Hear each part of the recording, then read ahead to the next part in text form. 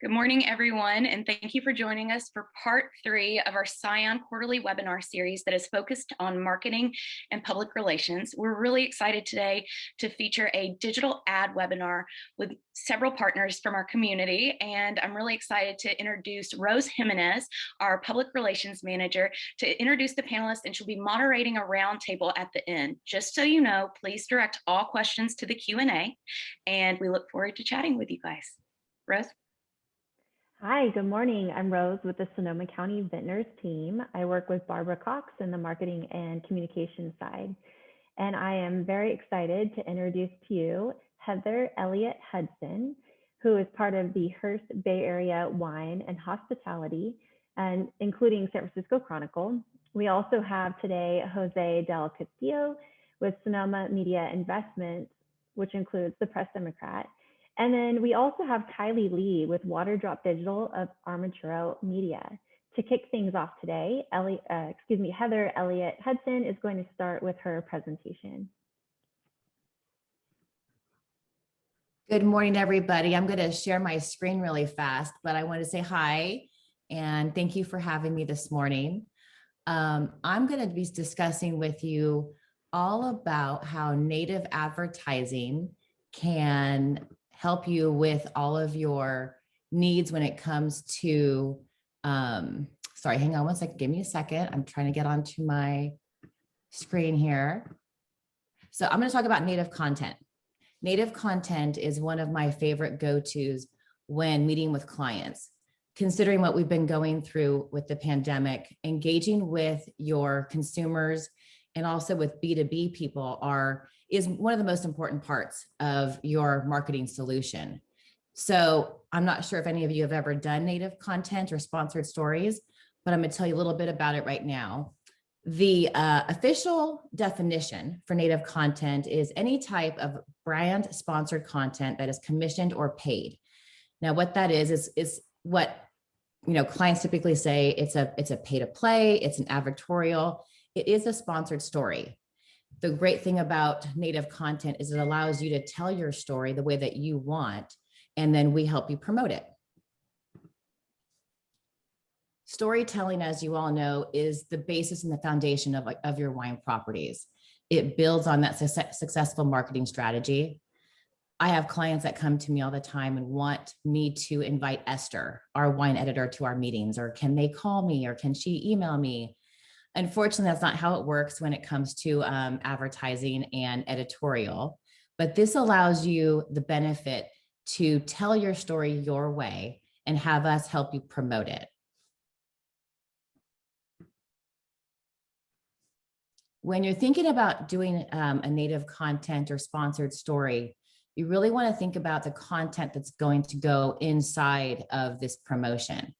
Obviously, telling the story of your winemaker, the family, and your wines is very important, but you also want to engage with the user with content that is going to be received by the consumer that allows them to engage in your story for more than 30 seconds or a minute. We really want to draw them in and expand on that crowd with criterias that are going to be relative and relatable to them. Before we really get down and dirty with how we're going to typically build out a story, I want you, and we would obviously engage together, is to determine why. What's the most important part of this native story? Is it going to be building brand awareness? Is it going to be hitting and pulling on some levers when it comes to your KPIs with D2C? Or is it going to be straight wine sales? Is it going to be traffic to your properties? We have those conversations with you and your partner, whether it's myself or Jose or Kylie. We can all help navigate that process to where it's going to be a fun one for one, but also really get down to the process and the systems that are going to help you with building out that why statement to engage with that consumer. I want to show you a couple examples really fast. Francis Ford Coppola, Jordan Winery, and Winter and Wineland are just a few that I'm going to show you as we get down into this discussion. but let me see if I can engage with this. The partners that you will work with will have a couple different options. This one option is called, we call this an immersive experience. This is an editorial type story, but it has much more engaging photos and videos. And we can add in here a lot of modules that will engage the user to interact with their story more. So you'll see within this content, native content story, is you get to tell all of your criteria, all of your stories that you want, but also engage the user with a poll, engage the user with more content, with your imagery, with your videos. These editorial focused looking stories are, yes, still a paid option, but the engagement time that we get with these is anywhere between 1.5 minutes up to 5 minutes. And that's truly what we need to do right now, is engage with that consumer. The next one I want to show you is a traditional sort of look, where it looks more like straight editorial. And these stories, again, are, targeted to enforce all of your KPIs. We want to make sure that you're showing your imagery. We want to make sure that you are showing your winery, the restaurant you have maybe on premise, any quotes you may have. And importantly, we can hyperlink off of this story straight to your website. So we capture that engagement and the user that way as well. We can do social widgets here. The possibilities are endless. The wonderful part about doing native content is that you and I or your other partner would work together, and you say, I want to do X, Y, and Z in this story, and we can do it. It's very easy. When it gets down to, let's say you and I have a meeting and we're going over your goals, making sure that the content marketing is going to be building out on your KPIs that you need to succeed for that moment. We wanted to make sure and define an audience. Audience personas are very, very critical right now. With the pandemic, we've learned that obviously everybody was home, but we can get really, really super targeted when it gets down to audience. So if you need to target that person that's a wine and foodie lover, we can do that. If you want to get down to somebody who drives a Tesla, we can do that. Designing the content is fun for us. You can come to us and say, I want to write the story myself. And then the marketing partner can then tweak it into an editorial voice, or you can partner with our writers and we can write that editorial piece for you. Then delivering the message. Delivering the message is when we then build out native ads and promote those for you across 2,500, 3,000 plus other websites to make sure that that message is delivered in an editorial looking format with imagery and headlines directing the user back to your story. A little bit of the story I want to go through, and I know I've met with, I'm sure, a lot of you, but to go through how this looks actually is, you'll see here on the right is an example of a story. And we want to make sure that we encapsulate majority of all of these options into the story, again, increasing that high engagement. We want to make sure there's a sharing tool, slideshows to showcase your imagery, editorial voice presenting your story, any videos. Videos are key. And Jose, I'm sure we'll get into more of that with meeting your success metrics. Video is key. Real-time polls, that allows a user to engage and also build up some conversions on your end to engage the user to populate, let's say, your database that you can then email them information later on, but also build up an awareness of what users and consumers are looking for during this time. Real-time social, that is number one besides the native content that all of my clients should be doing at this point. Social is definitely driving force and driving your voices out there. So we can engage a module onto each piece as well. And then the relatable content, your voice written in an editorial focus and just very, very, very productive. When it gets down to targeting for me is the most important part of any sort of digital campaign. We want to ensure that we are targeting your message to the appropriate user. And we can do this with so many tactics. I've listed, I think it looks like 8 in there.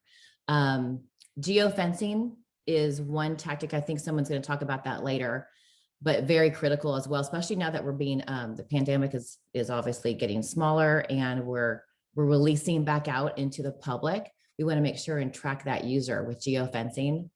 Category targeting, geo-targeting, contextual targeting, all very, very important. Contextual targeting to me is more important now than ever. The users have been just completely engaging with news and social events and obviously COVID online, but we can target users with what they've read online. Device targeting, demos, we can get down to zip codes. So targeting, make sure you talk to their partner about what exactly you need to focus on and ensure that we are definitely drilling down as deep as you need.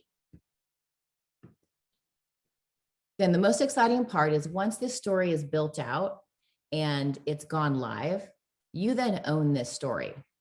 Your partner will host it on their website and then syndicate it across majority, a lot of other sites, but you own this content. So like it says here, make it work for you. Take that link of the native story and build it into your social campaigns, build it into your email marketing, send it out, once every week or so, just to, for one, create that engagement back to your story. But also it shows that you've developed and you really cared about creating some really extreme assets to your partners and your members. It does increase your sales. It will increase your KPIs. It will increase your traffic. So I really hope that you guys engage with this. Ask me any questions. This is kind of a 30,000 level, but I appreciate your time and I'll hand it off to Jose. Thanks, everybody. Thank you so much, Heather. That was awesome. I think it really shows how wide the net is in terms of what marketing capabilities are out there and really inspires people to take a step back and think about how and who they want to target. So I'm really excited to see Jose take the next presentation here because he'll talk more about what's in it for that consumer and what makes these things work well. So Jose? Yeah, good morning. So let me share my screen. Oh, hold on. Here it is. It went away.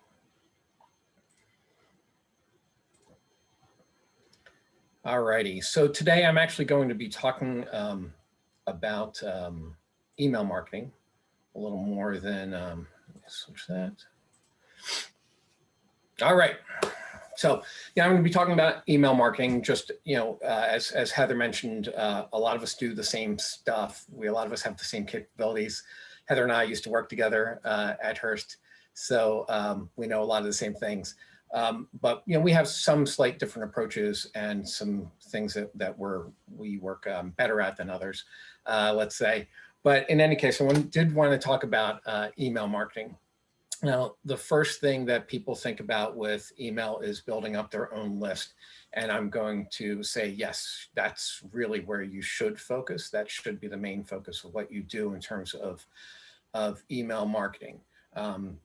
But, getting through to an email box is a little difficult. I was surprised to look at, I have about 4 different emails, and I was surprised that the other day that I have 5,500 unread in this particular box, and it's not all my emails. But there is, I'm going to show something that got through my inbox in the last few days, that when you're talking about, email marketing, yes, it's difficult to get into that email box, but we do see open rates that are in about that 15+% range. I picked on Papa Pietro here because they actually got through my email box the other day. And if you look at their Facebook, a lot of people are like really heavy on social. Great, you should be, but it should only be part of what you're doing. Social is really, really hard to get through.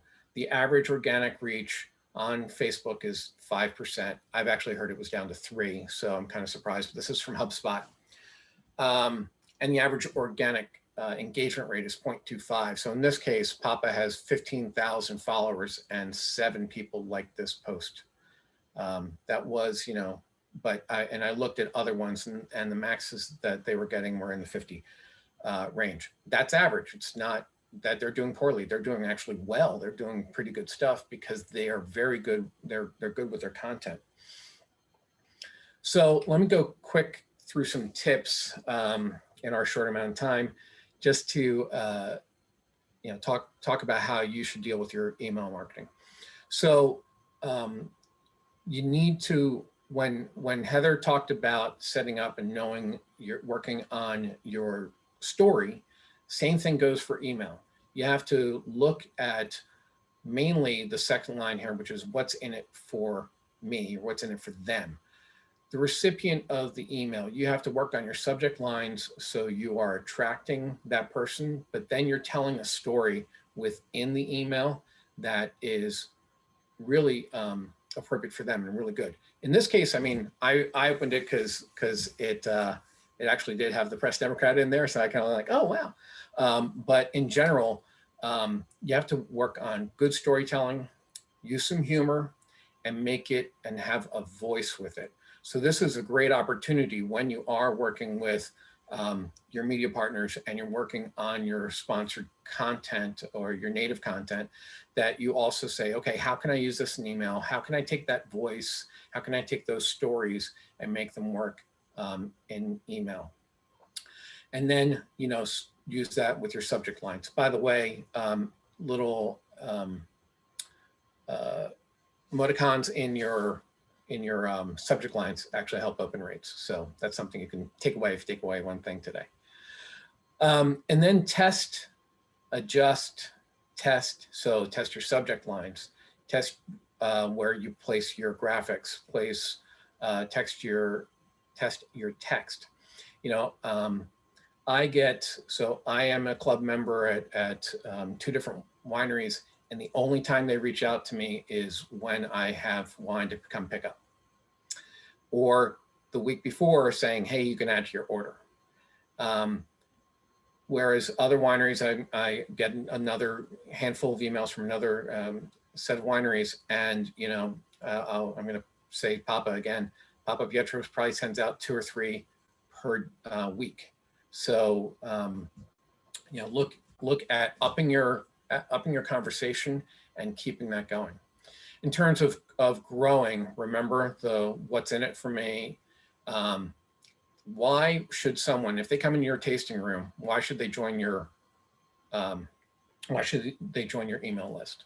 What are they going to get? Are you going to give them a one-time promotion? Great idea, actually, to get them to start. Are you going to do? Are you going to give them a long-term promotion? Are you going to send them, good information that they can use going forward? By the way, recipes, fantastic. People love recipes. A lot of the wineries have great chefs, and you folks know how to create a nice environment in food and wine. People will actually read about food more than they'll read about wine. I'm sorry to say that to a bunch of vintners, but so send out recipes, do other stuff there. And then in terms of signups, I also see that people need to really put their signup widgets everywhere. Put it in your tasting room, obviously, but digitally. Put it on your website prominently. Put it at the top of the page. Again, give a reason why someone should sign up for that email. Then also put it on your social, and then work on partners and how you can get more people into your email list and how you can then target.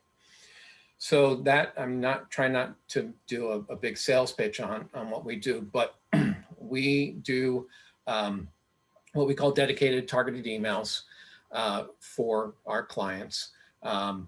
These are emails where we look at, we have a list broker that we work with, and we target individuals based on their demographics, et cetera, and then we decide who we're going to target depending on budget, et cetera, and location.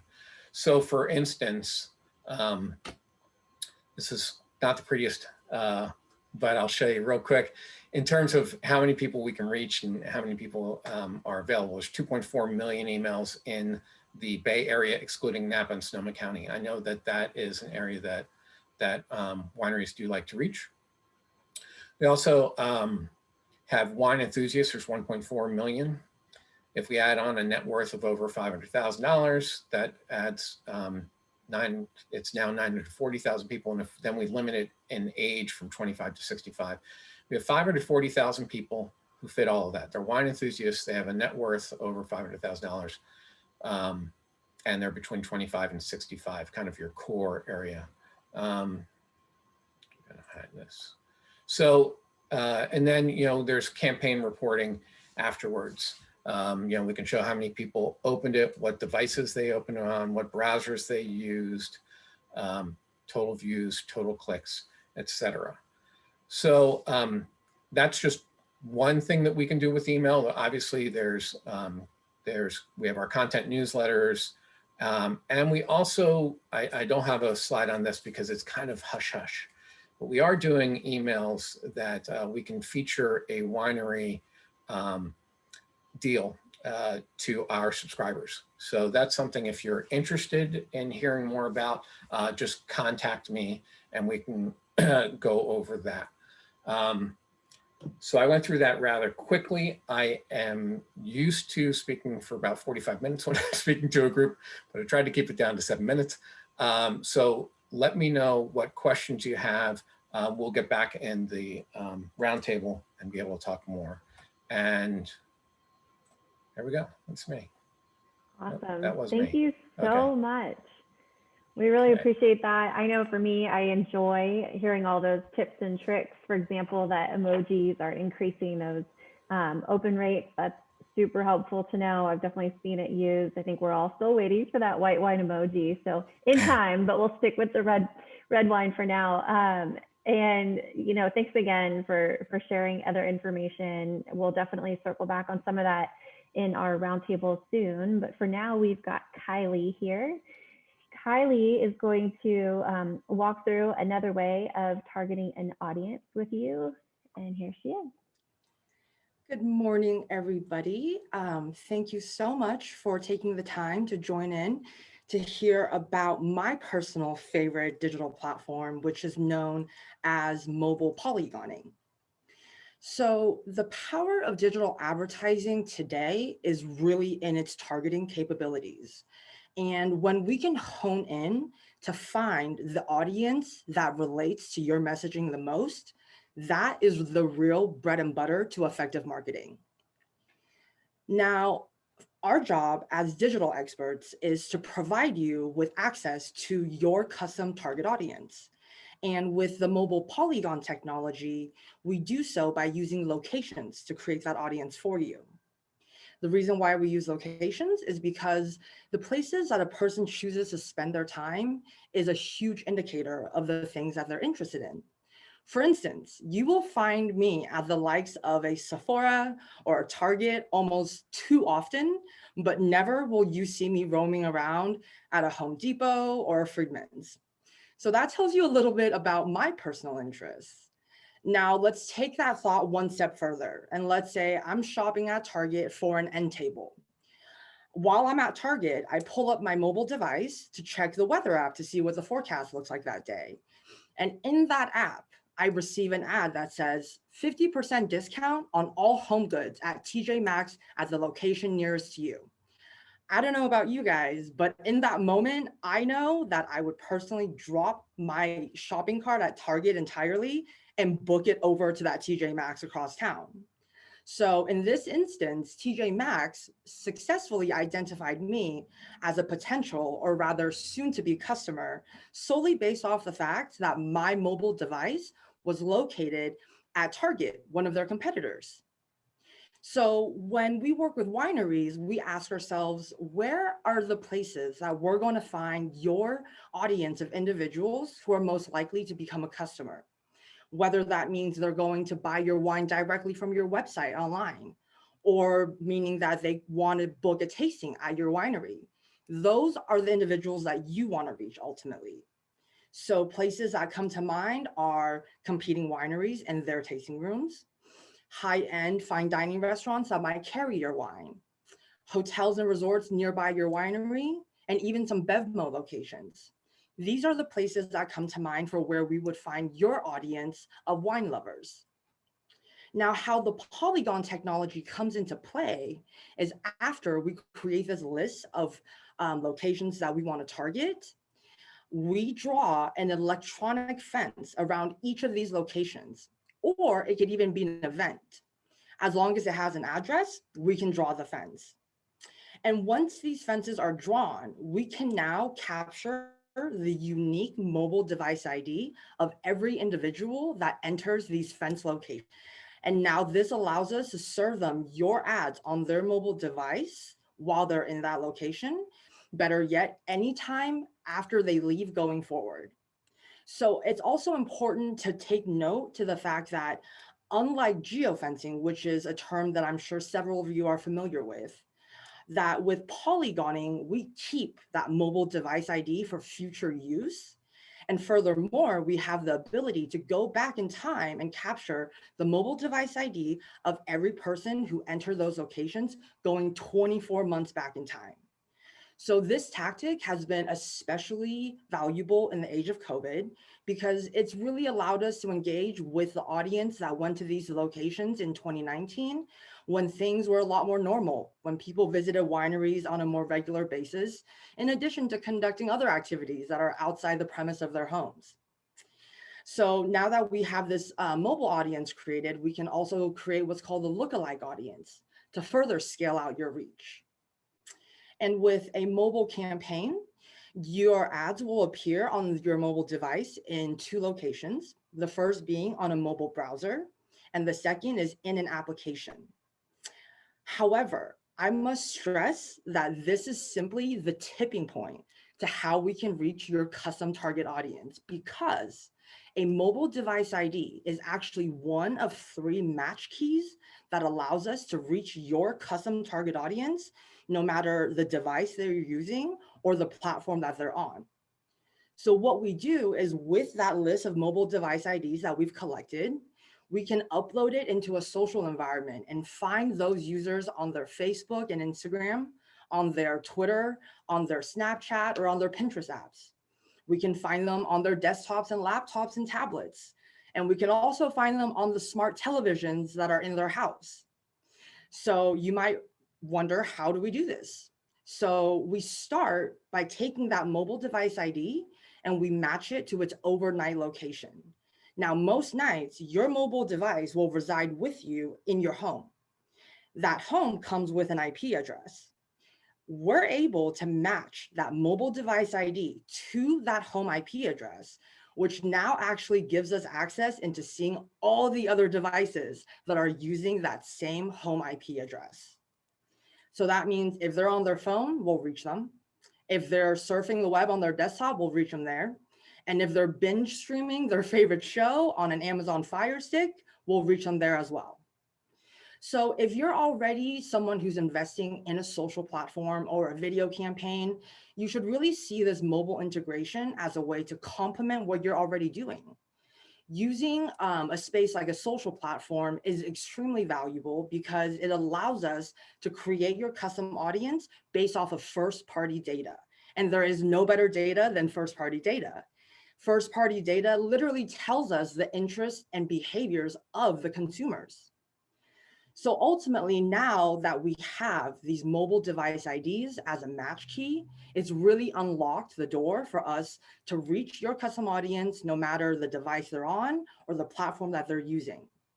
So ultimately, mobile polygoning really boils down to 2 key takeaways. The first is that you're targeting your ads to people with indicated interest in wine based off of their prior past locations that we collected through those mobile device IDs. And 2, you are reaching your target audience where they're spending their time, and with the flexibility to do so on any device, on any platform, at any time and anywhere. That, ladies and gentlemen, is the beauty of mobile polygoning. Thank you so much. Thank you. That's super helpful, Kylie. I know we've had folks reach out to us questioning whether or not we're selling lists from former events because people are going out and pitching that as an opportunity. And I think that you explained it really well, how people can target someone from an event or someone who visited a specific retail location. I would love to invite all of our panelists to come back on live now with us so we can start walking through that round table that we've got planned for everyone. Just real quick, Jose, we did have one question about Papa Pietro. It sounded like someone was curious if you're a subscriber there, and I did say that you were. Is that correct? So I'm a subscriber to their email, but I'm not a club member. So Got they it. got me at some point in the tasting room. And then I've done some of their events. They actually are doing a great job during COVID. They're doing monthly or twice monthly, Zoom events. Awesome. That's fun. Yeah, that piece with Journeyman was exciting. All right, so we've got our first question for everyone to consider, and I'd love to start with Heather, actually. And if you could tell me, Heather, you mentioned consumer engagement and how important and valuable that is. Can you explain a little bit more how valuable that is? Of course. So no matter where you're at right now, whether you're at home, you're at your winery, you're in Costa Rica, who knows, engaging with the content, whether it's native content, social, email, as Jose went through, you have to make sure that the voice that you're sending out there is going to engage with an audience. And that could be a different demographic. Let's say it's 25 to 40. It's going to be a different messaging and creative that needs to be behind that to engage with that user, as well as my age group, 40 plus, is almost 50. Is definitely a different voice. I'm not a millennial, so I'm still, fun and kicky. I've got 3 kids, but my message is going to be different. So just make sure that when you work with your partner, that the messaging that's going to go out to those audience personas is being received to engage with that client. We need to make sure that every message across the board is consistent, precise, and lucrative to your success metrics. That's great. Jose, did you have anything to add to that? Yeah, I completely agree with Heather. One thing that comes up often is that people want to tell their story. And, if you leave it up to, so we actually don't let our clients write their own stories.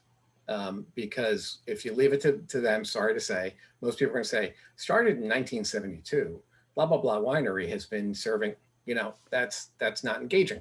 So we like a lot, we try to think of what we call listicles, list articles, kind of the BuzzFeed thing, 5 reasons, 5 things, this actually came up recently, 5 things in your wine you might not know are there.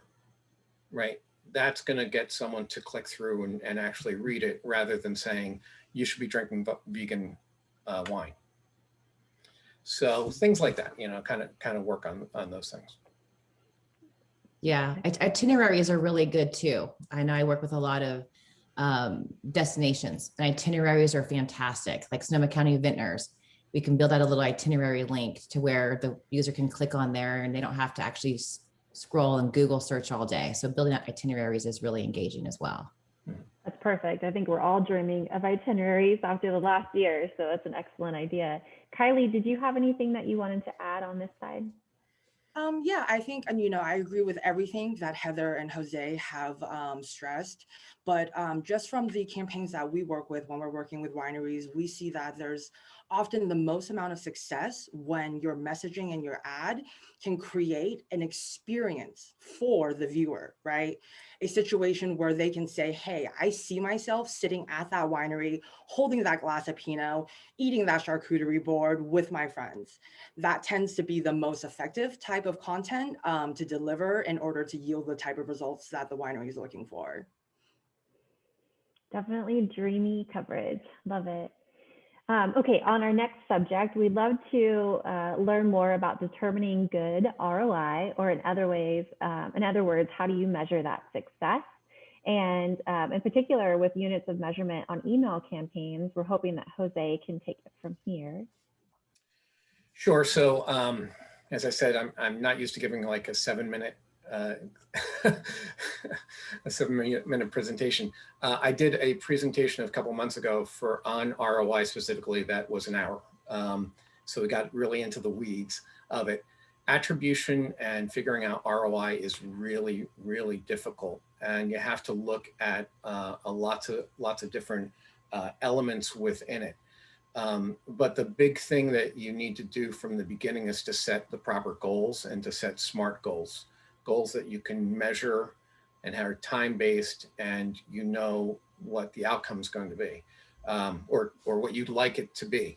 If you just set it on, if you ask the average business person, what do you want? This is what happens whenever we ask an average company, what do they want from their advertising? They say they want more web traffic, they want more foot traffic, and they want more revenue. And yes, we all do, but you have to have something that's a lot more specific. So if it's tied to a specific event, that's easier to track. If it's tied to a specific wine and a case sale, that's easier to track. And then you can look at what are the different levers that you pulled, and you should do more than one thing at a time so that you can see the overall lift and then try to figure out your attribution from there. And if you want to get into the weeds on it, let me know and I can send you all the different things that I would do. Awesome. Heather, did you have something to add on this piece? Yeah, this is kind of the most exciting part. Once we get the campaigns built out, I have an amazing account manager, and she makes sure to work with our ad ops team to make sure that the client has everything pixelated, or we've received UTM codes from the client so we can track and convert everything possible within, whether it's native content, email campaigns. If there's a little button that says, buy wine now, or reserve your tasting, we can capture all that information in our reporting and present it back to you. And it's great for us on our end because we can then build out that success measure for the next campaign, knowing that this worked or this didn't work, but also it allows us time to pivot. If in fact something isn't working, we can do, dump that part of it and convert it to something else. One thing that Jose was saying with the reporting, especially with email campaigns, getting that report back is key. When we do native content, we provide a real-time dashboard, and real-time dashboard allows you to follow on a day-to-day, minute-by-minute success of that native story. So it just creates that partnership of trust between us and the client. That's great. Kylie, did you have an additional item to add here? Yeah, just one quick thing that I want to add on to sort of to piggyback off of what Heather was just saying, in terms of the reporting, that is a key aspect to showing transparency between yourself and the client. Mm-hmm. So it's crucial for the campaign, right? It shows us how we can further optimize the campaign based off the data that we're seeing in lifetime. But I think one component that oftentimes gets underutilized is Google Analytics. So when you and your client are both actively using Google Analytics, you can actually map it down to see, hey, what's happening with the web traffic once they click on a certain landing page? Why is there such a big drop off in the conversion rates, right? So then that brings us to then maybe want to analyze, is that landing page really optimized for that user to take action to meet the goals of your campaign? So utilizing Google Analytics is just something that I always want to remind people about, that I want to stress the importance of, and it really puts you and the client on the same level field because you both see what's going on and it measures your conversions for you directly. So a great tool to always utilize with any digital campaign, no matter what platform you're using. That's a great reminder that that's always in your toolbox, so to speak. We actually had a question come through that I'd love to address because it does really fit to so many of our members. It's in regards to small and medium-sized wineries. So if they're looking to be successful in this area, what kind of annual budget should they usually allocate to the digital marketing side? How about Kylie? Do you want to take this first? Sure. So to answer that question, I always like to offer two routes to go about that. The first route is if you don't have a allocated existing budget for your digital marketing plan, I think it's important to ask yourself, how far do you want your reach to go, right? Are you targeting reach locally just in Sonoma County to drive visitation to your winery? Or are you trying to establish your brand recognition in outside markets out of state, in places where there's a known sort of wine industry presence, right? So depending on the scale of that audience size, that'll largely give you a direct sort of path to identifying a specific budget for that annual campaign. Now, the other way, if you want to sort of reverse engineer that, is if you have a set budget already, set to go for your campaign, tell me what that budget is, and I will tell you exactly how far your reach can go with that allotted amount of money. So it really ranges, so I don't want to put an exact number on that, but I'll give you a for instance that working with some of the smaller to medium-sized business wineries locally, we've seen a lot of success where they invest anywhere between 2,500 to 3,000 for a campaign that not only reaches their local market, but as well as out-of-state markets. Okay, that's great. Thank you. Jose, can you add to that as well? Yeah, so again, if people want to reach out to me, I can send them my full deck on figuring. So it's tied to the ROI, because you can't know your ROI until you know your budget. So the first part of it is actually setting your budget. Budget should be set on where you want to be, not where you are now. So, if you are looking at, you've got X number of cases and revenue, then you should really say, okay, where do I want to be a year from now? And you have to start kind of spending on the marketing now to reach that point. So it's kind of hard to say. And then how much of it should go digital is going to go through testing. You should be testing and looking at your attribution and your different points along the way. I would say nowadays, at least 50%, at least. But that's going to come over time, and you're going to have to see how things work for you. Yeah, just again, reach out to me and I can inundate you with info. I love it. Looks like Heather's in agreement. Is there anything else you wanted to add there? Yeah, no, I mean, it is hard to put a set number on anything. I tell my clients every single day that I customize everything to your needs and to the scary budget word. I know that a lot of the wholesale side of wineries is where a majority of the budgets do go. And I understand that. I have another branch that we're kicking off. So you can call me on that, where I'm focusing on wholesale.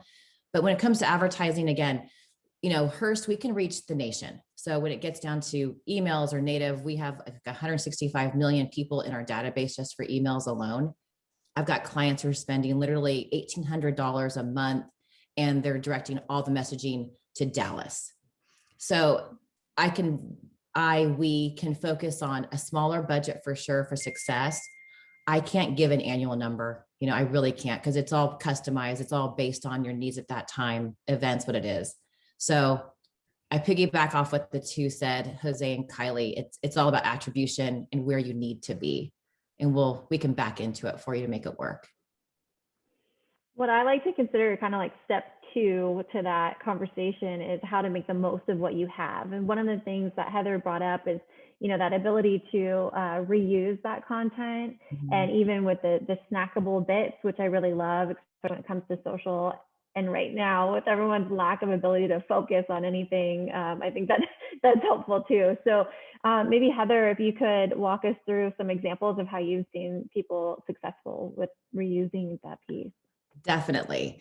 So through COVID, I know that budgets, as we were talking about before, were super, super tight.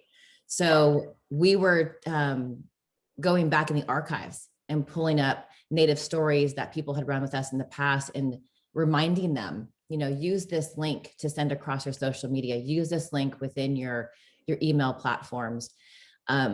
Take advantage of everything that you have at your fingertips and use it. Social media to me right now is the biggest funnel for an ROI for all campaigns.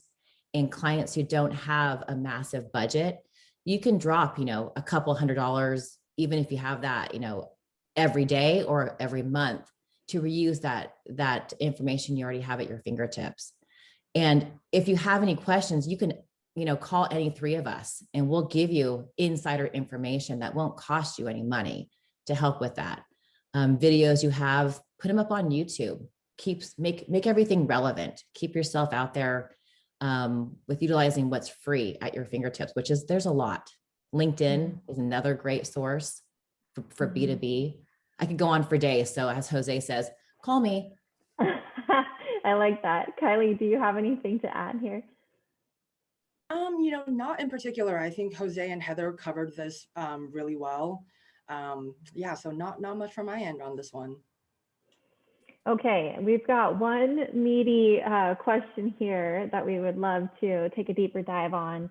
Today we heard about geo-fence targeting versus geo-targeting versus polygon tech. Some of these might be really familiar to some of the folks on the show and are watching the program, and then some of these might be new. So I would love to talk about these in simplest terms possible and really help the audience differentiate between them. Jose, if you could jump in here, that'd be great. Sure. So, polygoning is basically drawing an area that's not just a radius. So it's just a different word than for, kind of a radius. So drawing a very specific area. Geofencing usually refers to people while they're in that area and you are serving an ad to them while they're in that area. Kylie mentioned getting a TJ Maxx ad while you're, at the store. So things like that. And then we call it geolocation. Kylie used, the polygoning, which is you can reaching people who have been to a location in the past, been to a location or an event in the past.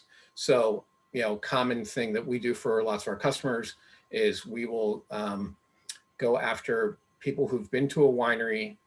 Used to be in the last 3 months. Now after this, it has to be in the last 15 months or 18 months. So someone who's been to a Sonoma County winery, but has not been to your winery and lives in San Francisco, Alameda counties, something like that, and then we reach them through their device IDs and everything else. So those are the basic things. Geolocation, they've been there in the past. Polygoning or geofencing as they're there currently. I think that was pretty clear. Did anybody have anything else, Kylie or Heather, to add in on that, or did you feel like that's pretty straightforward? I think one thing that I want to add just from like a very technical end, it's my understanding, through our platforms anyway, that with a Polygon campaign, we have the ability to serve them ads at any time, no matter where they are going forward, right? But furthermore, we can also create a lookalike audience based off of that existing mobile audience, which geofencing, I believe, does not have the capability to do. So just some small different feature. Yeah, we just call it different things. Exactly. We call it geolocation, and you guys call it polygoning, but it's basically the same thing. Yep, very synonymous. Got it. We get the same thing.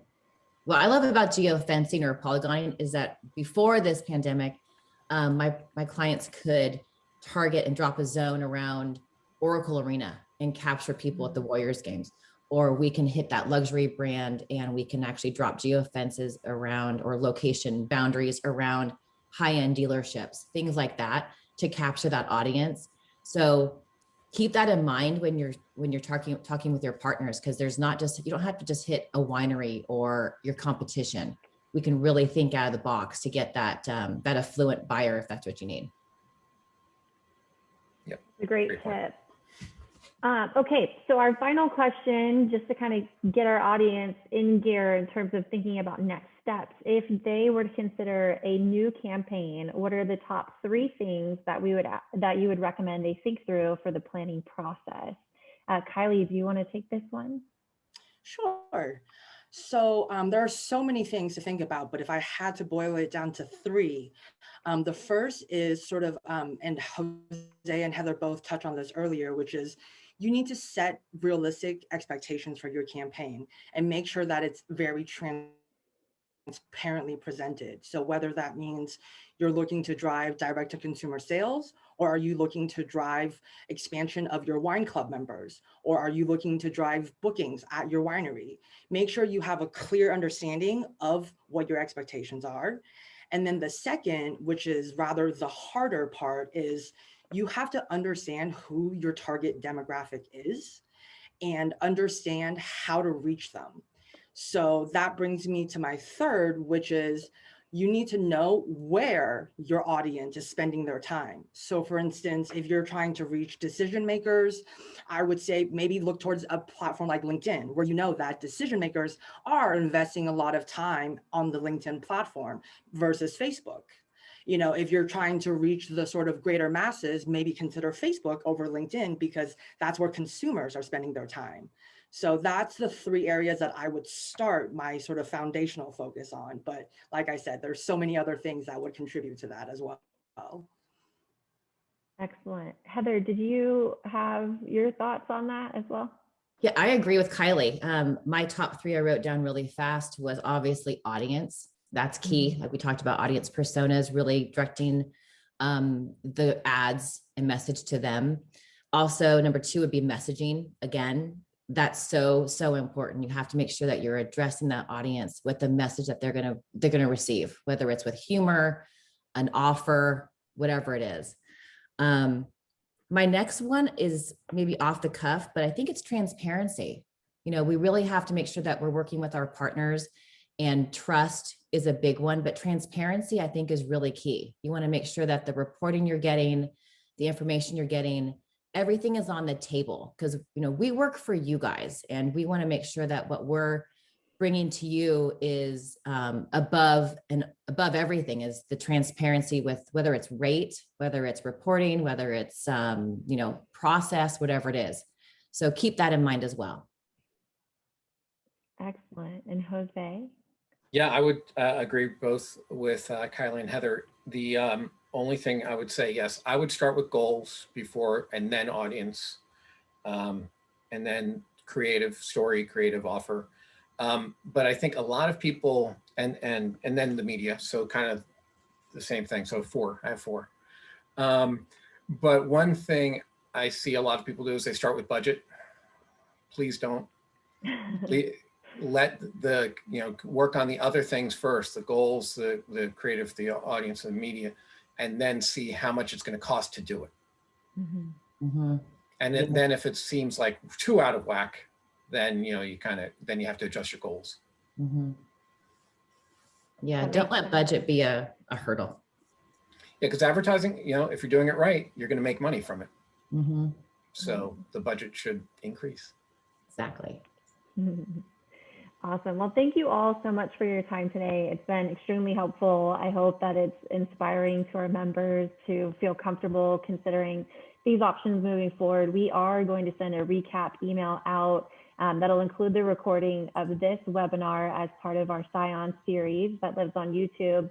And then we'll also include the contact information. So as Jose, Heather, and Kylie said, you know, feel free to reach out directly to learn more information to find the right fit for your advertising needs in the future.